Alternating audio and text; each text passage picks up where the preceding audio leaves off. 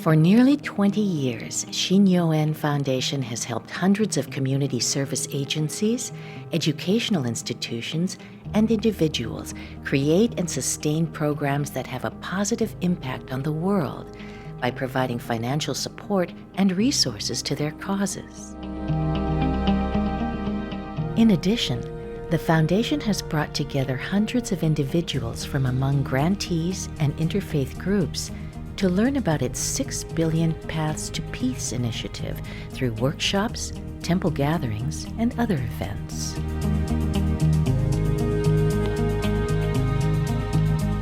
Recently, the Foundation felt it could further enhance its mission by continuing to support these more conventional grants and programs, while also strengthening its focus on nurturing youth members of the Shinnyo-en temples and supporting those temples and their broader communities.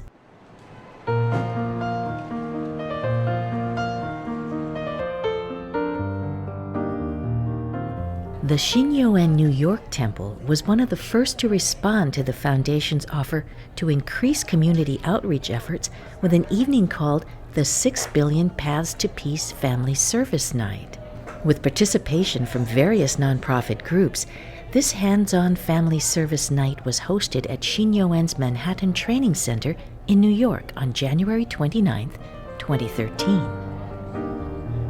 For New York Temple members, it was a chance to put their Shinnyo-en teaching of compassion and service into practice. For both temple and community members, it provided a concrete way to serve the victims of Hurricane Sandy and the less fortunate in the greater New York areas. The goal of today's event is to allow people to come together to not only to do hands-on service projects that really make a difference for people in need, but also to learn about volunteer opportunities in their community so they can continue to weave service into their everyday lives.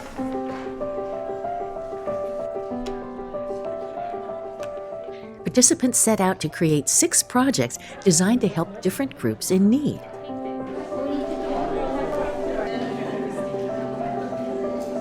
To lift the spirits of senior citizens, colorful placemats were handcrafted and soft fleece blankets were made to keep Meals on Wheels senior clients comfortable on cold evenings. Colorful greeting cards were created to cheer up children with life-threatening diseases. Custom bookmarks were made for the White Plains Public Library reading program. Toiletry gift bags were put together for parents with critically ill children staying at the Ronald McDonald House of Greater Hudson Valley. And in partnership with Coney Island Gospel Assembly, winter survival kits were created for victims of Hurricane Sandy. During that cold winter night, participants worked tirelessly as a cohesive team in a show of compassion and heart. Well, my impression is that you have many people coming from very diverse backgrounds, all coming together for a single purpose. The single purpose is to help people who are less fortunate than they are. The 6 Billion Paths to Peace Family Service Night in New York was one of the first events of its kind in which the Foundation worked closely with the temple to facilitate its community outreach programs, and it wasn't the last. Over the course of the year, the Foundation teamed with temples across the country to hold similar events in Lexington Montessori School in Boston, Shinnyo-en Chicago Temple, and Shinnyo-en Temple in Redwood City, California. Through these collaborations, the Foundation hopes to provide an opportunity for temple and community members to address the needs of their neighbors through small, hands-on acts of service that are simple and enjoyable for all. While these events were a great success, the Foundation also looked for ways to bring temple leaders and other faith leaders in their communities together. The goal was to create new relationships and give faith and religious leaders in each community a better understanding of Shinnyo-en and to share the Foundation's mission to promote a more harmonious and peaceful world.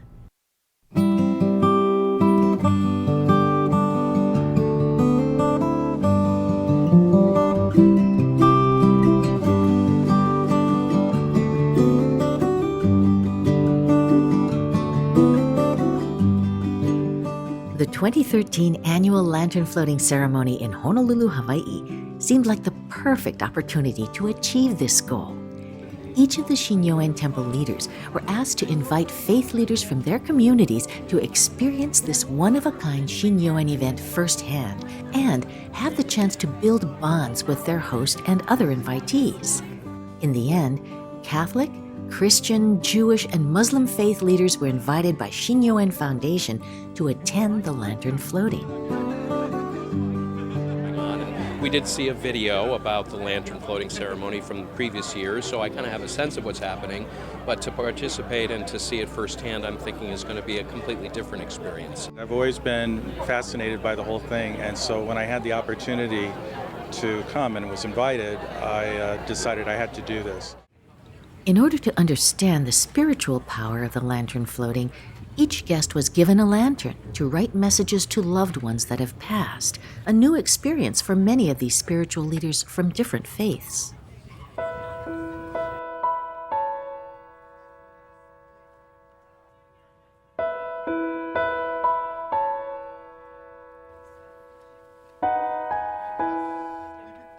I already had in my mind some people that I wanted to place on my lantern, but spending the time out here just alone, other names came to me, other memories, other people, so it's been really good. There's so many emotions coming up, most of which I don't have words for. It was, amazing, different experience, and you're sometimes getting emotional when you're riding. It was a big experience for me, first time in my life.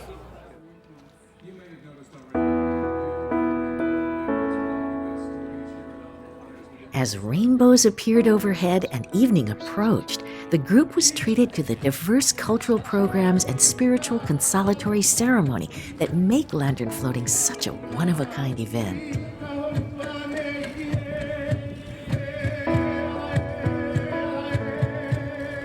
Once the sun started its descent, it was time to float their lanterns with the more than 40,000 people who were sending their own personal messages to friends, fathers, mothers, grandparents, sisters, brothers, and children who've passed. It was an emotional experience many of the visitors didn't expect.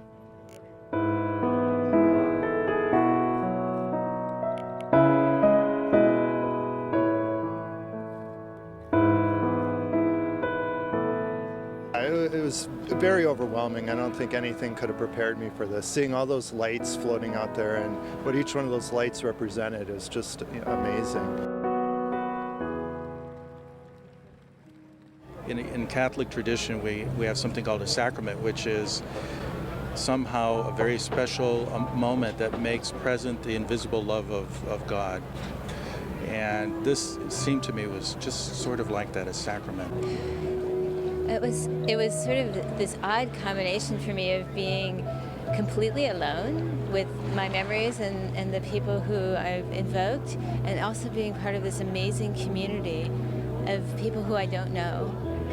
And then this other small community of people who I've come to know, who are precious to me because I see them now in different ways than I did yesterday or the day before when we all got together in the beginning. The amount of love that I see here, everybody was somehow trying to express his love to the ones who have passed. And this is something that we should work on, and we should let others know about it. How beautiful is it when you want to express your love?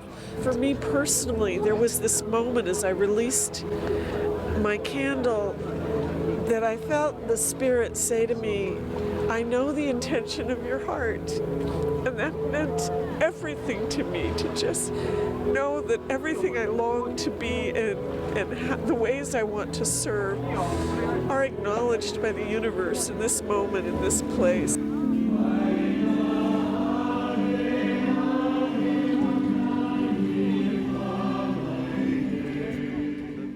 By the end of the evening, the guests came away with a better understanding of the Shinnyo-en faith and a newfound connection with Shinnyo-en members in their community. For the Foundation, it was a great way to share the message of 6 billion paths to peace with these faith leaders in a way that will be remembered and shared for many years to come.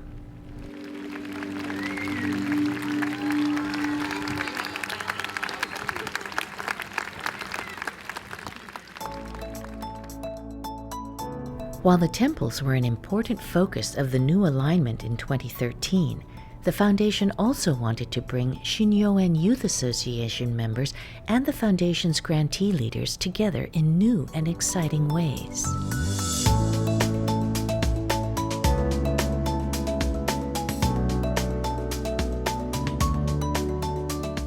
Since 1999, the foundation has organized an annual retreat in rustic West Marin County, California, in order to bring together its many partners, ranging from the foundation's grantees and their youth constituents, as well as temple members.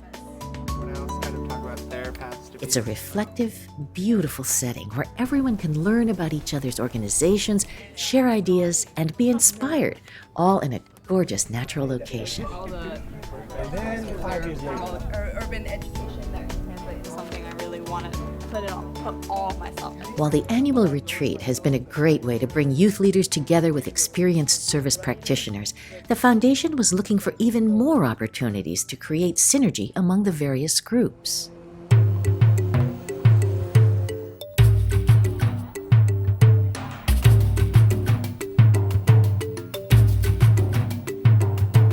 As it turned out, the National Youth Leadership Council's Service Learning Conference in Denver, Colorado, held in March of 2013, was an ideal place to bring together Shinnyo-en Youth Association members and experienced leaders from among the foundation's grantees. At the conference, thousands of youth and adults gather each year for learning, inspiration, and connection through a variety of workshops, exhibits, and keynotes designed to inspire participants to make a difference in their communities and the world at large. Hello, everybody. Welcome for coming here. Introduce yourselves. Say hello. Good morning. The activity that we started today was to get people energized, to get them out of their comfort zone. You're meeting the President of the United States. What are you going to say? 1, 2, 3. For Shinnyo-en youth leaders, these workshops offered a way to learn from people with years of experience in the field of community service. I loved the workshop where we drew the picture of the qualities of a leader that we look in, because I realized that I have a lot of qualities of a leader myself. Even though I don't think that way all the time, I feel like that workshop really brought out that leadership within me. I'm Arlen, and I'm a Buddhist. So the chain where we had linked arms was really interesting. I guess one person would say something about themselves personally, and if we had that one instance in common, we would go up and link arms with them. My name is Laura. I live in Arizona, and I'm an ultimate frisbee player. Frisbee! You would have never known by their appearances that, you know, they were interested in belly dancing or surfing or rock climbing or, you know, opera. My favorite one was enriching the service through family involvement, because it was something that we could really apply to the Shinnyo-en teaching to the community. Okay, so if everyone could please get up, grab a marker. If you need one, let us know. The graffiti wall gave us a chance to reflect on our own and also participate with a group. We walked around the room and there were large pieces of paper where we would write, what does external pressure sound like? Or what does internal pressure feel like or look like? And everyone wrote down how they felt in a very expressive way. And I thought that it was beautiful because I realized that people were having the same feelings that I was, but they were able to express it in such like different figurative ways. And I just felt so connected to everybody with that. Awesome, she is. Well, what's so interesting, people are... After all the workshops, group discussions, and keynotes were finished, it was time to put community service into action with a volunteer stream cleanup in downtown Denver. I signed up to participate in a stream cleanup, which I'm very excited about. So, among the many things we're going to try and do today, we're going to look at some water quality issues. For experienced service learning coordinators like Julie, it was a chance to be inspired by the young leaders of tomorrow. people like Arlen give me hope that what we're learning here at the conference, we're all able to take it back. The young people are excited, they're enthusiastic, they already have wisdom, they will know what to do next. So I think what it boils down to here is gratitude. The gratitude to be able to meet and closely work with leaders like Julie and the other YAs, and then the gratefulness for all of these people that are day in and day out just trying to make the world better, trying to bring world peace. For the foundation, the event was a great success since it brought these two groups together in a way that will encourage growth and transformation in their personal and professional lives. In this way, the foundation will continue to balance its program activities and financial and collaborative support across all three focus areas, creating a positive ripple effect on those involved for many years to come.